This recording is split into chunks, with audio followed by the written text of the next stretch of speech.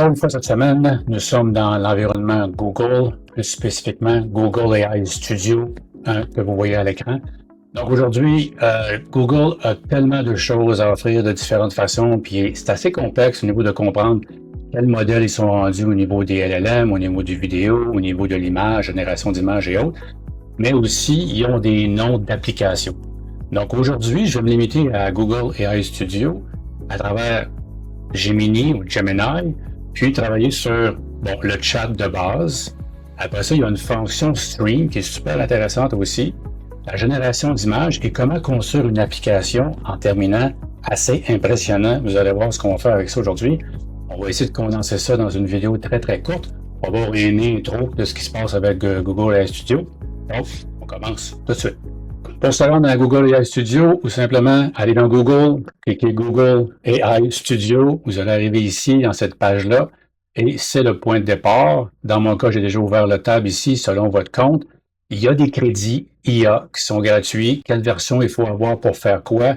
Les versions gratuites de Google sont assez limitées au niveau intelligence artificielle. Quand je dis limité, c'est en termes de crédit, en termes de temps. On peut passer à Pro ou Ultra. Donc, on n'ira pas dans le côté licence, on va focaliser sur qu'est-ce qui peut être utile pour vous. De cette façon-là, vous allez décider s'il y a de la valeur à dépenser de l'argent pour le faire ou pas. Fait qu'on va sauter directement là-dessus. Donc, nous voici dans Google AI Studio. Ici, on voit déjà à la droite le chat, un peu comme ChatGPT et les autres, avec la possibilité d'échanger avec l'outil.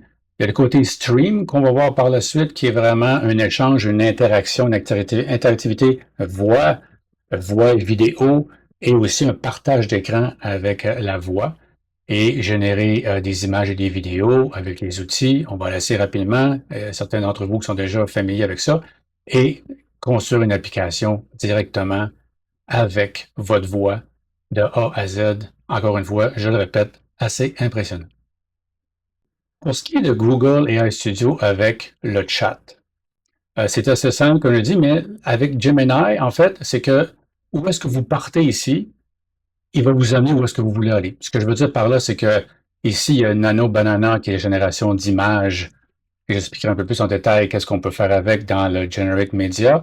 Puis ici, il y a les autres options de créer des vidéos, échanger en texte, créer des documents, ces choses-là, partent tous du même endroit.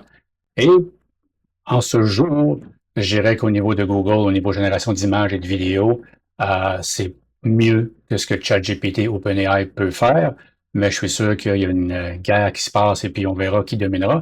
Et peut-être que vous n'êtes pas d'accord avec ça, mais pour le moment, c'est ma perception de la situation, quoique Sora 2 vient de sortir au niveau vidéo, qui est assez impressionnant aussi. Pour ce qui est du chat, je n'ai rien à montrer, tout le monde a probablement déjà utilisé, donc nous allons passer à Stream. Avec Stream, ici en haut à gauche, c'est qu'on a trois options. L'option d'échanger, de parler de façon interactive avec le talk. Il y a la version webcam, donc même chose, voix et vidéo. Et on peut lui demander qu'est-ce que tu vois ici? Est-ce que c'est un crayon? Ou lui demander qu'est-ce que tu vois? Explique-moi là, qu'est-ce que je peux faire avec? Je ne peux pas vous le démontrer là parce que je suis en mode où est-ce que je partage mon écran présentement. Et le troisième, c'est partager l'écran. Donc, on peut partager une application et puis aller voir qu'est-ce qu'on peut faire avec cette application-là, puis demander de nous aider à nous guider comme si on avait un tutoriel en direct avec Gemini. Donc, si on va avec le talk pour commencer. Donc, comment ça va Gemini aujourd'hui? Ça va bien. Ça va bien, Moi, ça va merci. très bien. Qu'est-ce que je peux Comment échanger allez-vous? avec toi aujourd'hui qui serait intéressant? Alors, nous pourrions échanger sur une nouvelle intéressante qui s'est passée récemment ou peut-être parler d'un de vos passe-temps Donc, vous préférés. voyez ici, on peut Qu'est-ce qui vous échanger là, intéresserait le avec plus? Gemini en tout temps. Et puis, naturellement, c'est enregistré. Oui, absolument. Nous pouvons échanger à propos de ce que vous souhaitez. Donc, même si Quel est j'avais le payé sur sujet Mute, qui elle vous a continué intéresse quand aujourd'hui? même. Donc, comme j'avais dit, pardonnez-moi pour ça. Et puis, si on passe, puis on va au partage d'écran maintenant. Pour le partage d'écran, je m'en vais directement ici à la caméra, qui n'est pas nécessairement intuitif. Et ici, ce qu'il me propose, ma caméra est bloquée parce que je suis en train d'enregistrer. Ici, au niveau écran, donc si vous connaissez Google Meet, ça ressemble beaucoup. Je vais choisir ici un écran que j'ai préparé avec Canva et je la partage. Donc ici, on voit qu'il voit ce qui se passe sur Canva. Ce que je vais faire, c'est que je vais l'apporter et lui poser des questions live. Donc ici, il est déjà en train d'écouter. Je ne sais pas qu'est-ce que ça va donner. Allons-y ensemble. Parfait. Je vois que vous travaillez sur une présentation dans Canva concernant la formation Microsoft 365. Voulez-vous des informations, Je vois que tips tu vois très ou bien autre ce que chose? je t'ai partagé. Comment je pourrais améliorer cette page frontispice pour ma présentation ou ma formation Microsoft?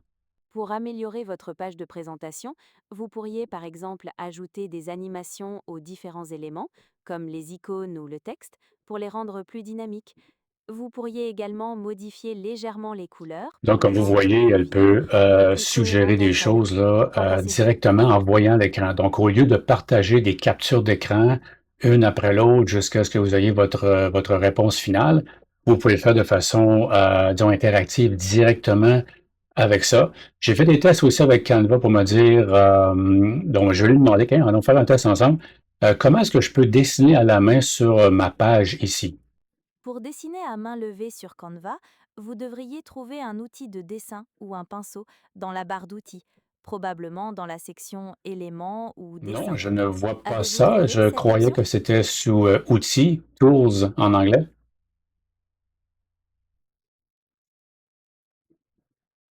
Ah, je vois l'icône de pinceau avec le Donc, vous mot voyez que brush c'est pas juste vraiment en dessous, parfait. dans la Si je lui section dis Images. maintenant, regardez, je l'ai trouvé dans Tools ici, qu'est-ce que tu vois?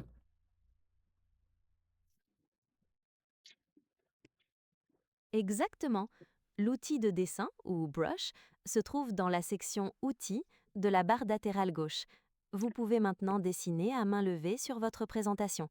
Avez-vous besoin d'aide Non, pour merci. Comme vous ajuster la voyez, c'est taille pas ou tout à la fait couleur du parfait, pinceau? mais ça va s'améliorer. Mais c'est quand même utile de pouvoir interagir directement avec les images ou les documents avec lesquels on travaille. Donc, c'est très, très visuel, très près d'être une discussion avec un humain.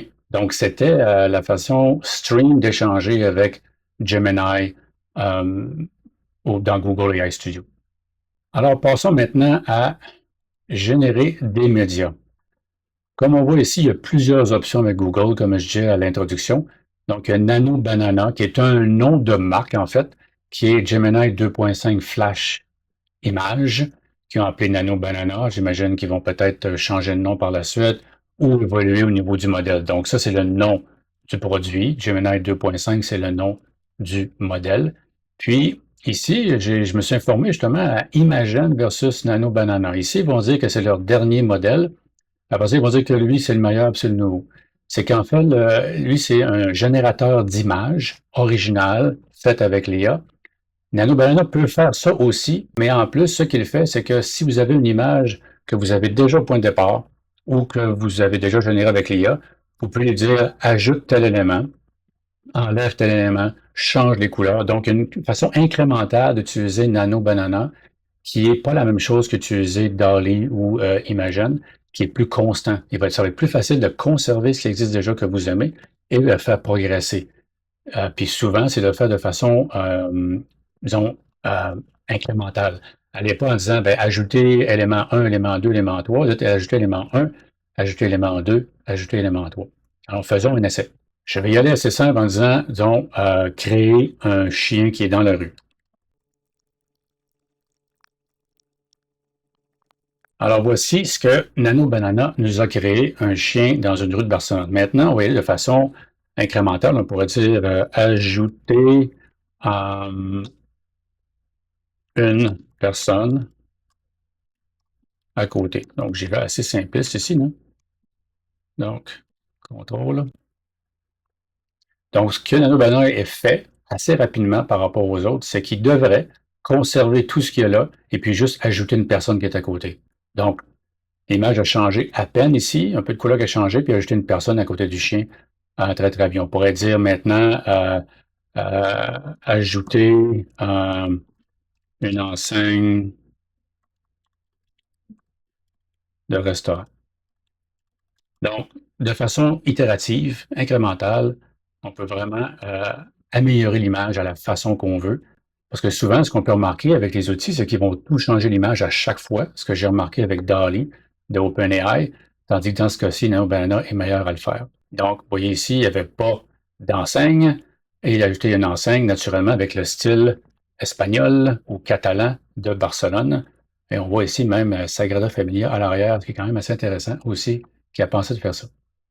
C'était Nano Banana directement. Et naturellement, il faut faire des vidéos aussi assez impressionnantes. Donc, on retourne ici. Donc, au niveau vidéo, on va voir VO. Puis là, on va dire, est-ce qu'on pourrait reprendre le chien, en fait, puis faire quelque chose avec? Possiblement. Allons essayer de retourner dans l'historique. Je reviens au chien ici. Et ce que je vais faire, je vais le télécharger, puis revenir dans VO. Donc, je vais accélérer les choses et vous revenir rapidement.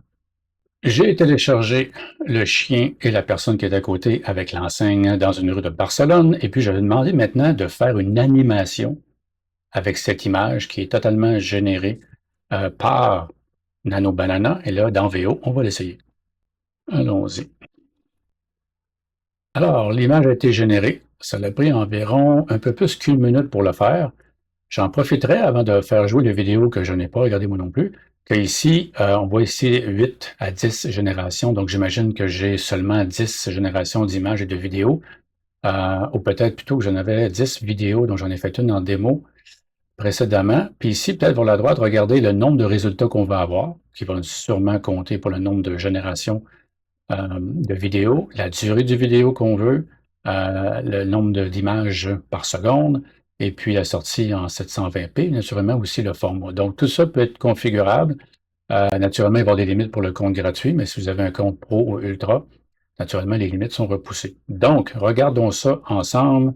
Je vais le zoomer pour tout le monde, et voici. Et voilà l'animation de la personne qui flatte le chien. J'avais dit qu'il devait marcher. Ah, mais à 8 secondes, ils n'ont pas le temps de marcher. Donc, assez intéressant de voir que ça a l'air vraiment, vraiment humain avec des gens qui marchent autour, avec la rue, la Sagrada Familia. Assez impressionnant en une minute à partir d'une image.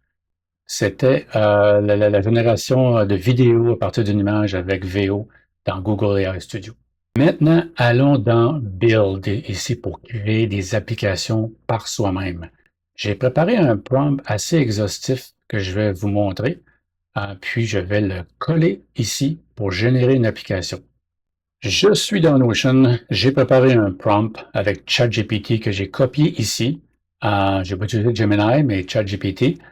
Pour vraiment détailler la chose, n'importe quel LLM, outil de chat IA peut le faire. Donc, une application qui permet à un utilisateur de téléverser une photo de visage, un selfie, qui est une photo non professionnelle, et de la transformer automatiquement en un portrait professionnel de haute qualité, prêt pour LinkedIn, un CV ou une page web d'entreprise.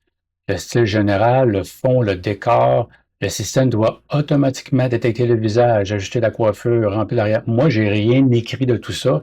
J'ai juste dit comme prompt de prompt ou énoncé d'énoncé. C'est fais-moi un énoncé pour que le build de Google AI Studio puisse me créer une application très complète qui va prendre une image et sortir une image professionnelle.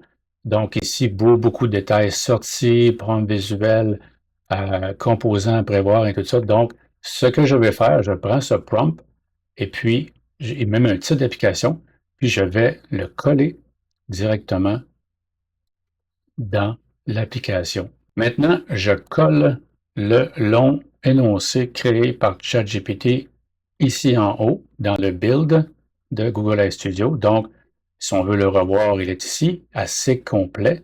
Là, je vais le faire rouler et accélérer. Ça va prendre quelques minutes.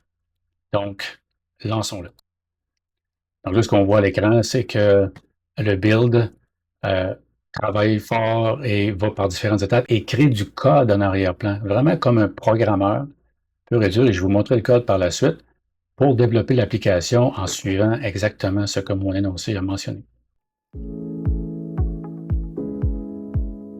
Alors, après environ aussi juste une minute, on voit ici tout ce qui a été créé par l'application de création d'application, qui a créé plusieurs fichiers, qui a passé plusieurs différentes étapes ici. Puis si on regarde le code, même chose, plusieurs lignes de code, plusieurs fichiers équivalents de code ont été créés comme un programmeur aurait pris des jours, j'imagine, à le faire, et puis aussi à se connecter avec les services Google pour pouvoir faire les choses. Donc, au niveau du preview, voici notre application qui a été créée ici, qui nous permet de, uploader une photo, après ça, choisir quel type qu'on veut, puis aussi choisir le format de sortie qu'on veut à la fin. Donc, allons-y pour avoir une image. Alors, je choisis une image ici que je vais prendre, une image portrait. Prendre celle-là ici. Puis on dit LinkedIn. L'application que je viens de générer ne fonctionnait pas. Donc, ça arrive. Donc, je suis allé chercher une application que j'avais faite préalablement pour la tester elle-même. Donc, allons-y pour savoir celle-là si elle fonctionne bien. Donc, je m'en vais ici, je choisis un portrait qui était ici un avatar de Synthesia. Donc, c'est pas une vraie personne. Je dis LinkedIn Corporate Blurred Office. Je pourrais dire London Skyline. J'avais un JPEG et j'y vais pour générer une nouvelle image à partir de celle-ci. Et une chose qui est intéressante, c'est qu'on peut aussi faire des modifications. Regardez ici, il a pris l'image exactement comme ça, mais elle a ajouté un kit, mais le visage est exactement pareil avec l'onde dans l'arrière. Mais on peut lui dire, ajoute de changer le visage pour être plus professionnel. Donc, dans ce cas-ci, elle est déjà professionnelle, mais dans le cas où est-ce que quelqu'un ne l'est pas, c'est un selfie qui est plus ou moins approprié. On clique ici. Là, on ne parle pas de juste changer cette image-ci, on parle de changer le code à l'arrière-plan pour pouvoir l'offrir par la suite.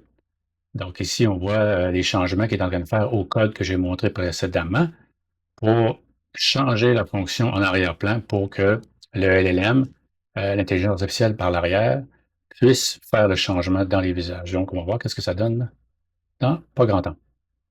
Donc, après environ 1 minute, peut-être un petit peu plus, on voit ici qu'il dit, bon, excellente suggestion pour faire ces choses-là. Voici les changements que j'ai faits. Il a fait des changements dans 2 fichiers pour ajouter la chose. Donc, si on recommence, on va chercher la même image pour voir vraiment. On ajoute cette personne-là. On va dire la même chose. On va dire, on avait dit LinkedIn. On va dire London Skyline. Puis Enhance Professional Appearance ici. Donc, on l'ajoute. Puis, je fais générer l'image. Donc, c'est assez intéressant qu'on puisse modifier l'application. Puis, une application dans un cas réel. Vous avez un site web, faire des changements. Vous avez de nouveaux employés, un certain roulement.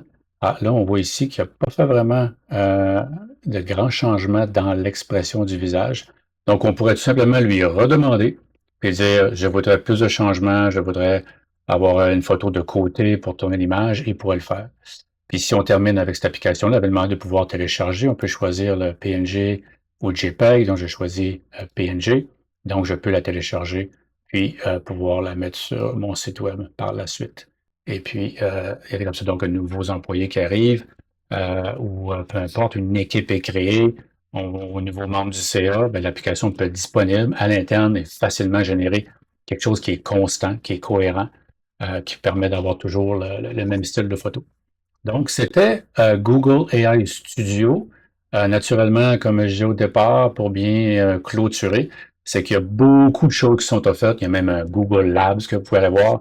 Mais je vous incite à aller voir Google AI Studio, vous amuser avec Nano Banana, VO3 pour faire les vidéos. Et imaginez au niveau marketing, au niveau promotion en général, que vous pouvez faire de votre côté là, dans votre entreprise. Donc, peut être très, très pratique.